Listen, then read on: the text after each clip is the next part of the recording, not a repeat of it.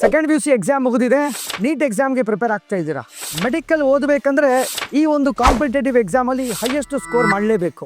ಈಗ ಸುಮಾರು 27 ಲಕ್ಷ ವಿದ್ಯಾರ್ಥಿಗಳು ಇದಕ್ಕೆ ಎಕ್ಸಾಮ್ಗೆ ಅಪಿಯರ್ ಆಗ್ತಾ ಇದ್ದಾರೆ.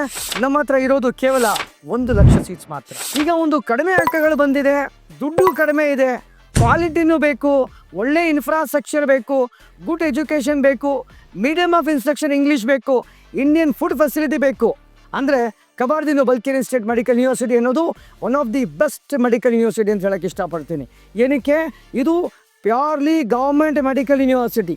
ಈಗ ನಮ್ಮ ಭಾರತದಲ್ಲಿ ಗೌರ್ಮೆಂಟ್ ಕಾಲೇಜಸಲ್ಲಿ ಓದಬೇಕಂತ ನಾವು ಆಸೆ ಪಡ್ತೀವಿ. ಬಟ್ ಈ ಒಂದು ಮೆಡಿಕಲ್ ಕಾಲೇಜಲ್ಲಿ ಓದಬೇಕಂದ್ರೆ ಹೈಯೆಸ್ಟ್ ಮಾರ್ಕ್ಸ್ ಬೇಕಾಗತ್ತೆ. ಬಟ್ ಅಬ್ರಾಡಲ್ಲಿ MBBS ಇನ್ ರಷ್ಯಾ ಈ ಒಂದು ಮೆಡಿಕಲ್ ಕಾಲೇಜಲ್ಲಿ ಓದಬೇಕಂದ್ರೆ ಜಸ್ಟ್ ಎಲಿಜಿಬಲ್ ಆಗಿದ್ದರೆ ಸಾಕು. ತಾವು ಇಂಜಿನಿಯರಿಂಗ್ ಓದುವಂಥ ಒಂದು ಬಜೆಟಲ್ಲಿ ನಾವು MBBS ಮಾಡಿಕೊಡ್ತೀವಿ. MBBS ಇನ್ ರಷ್ಯಾ, ಅದು ಕೂಡ ಕಬಾರ್ದಿನೋ ಬಲ್ಕೇರಿಯನ್ ಸ್ಟೇಟ್ ಮೆಡಿಕಲ್ ಯೂನಿವರ್ಸಿಟಿಯಲ್ಲಿ. ಹೆಚ್ಚಿನ ಮಾಹಿತಿಗಾಗಿ ತಾವು ಕಾಂಟ್ಯಾಕ್ಟ್ ಮಾಡಬೇಕಾಗಿರೋದು ಓನ್ಲಿ ಒನ್ ಡಾಕ್ಟರ್ ಡ್ರೀಮ್ಸ್.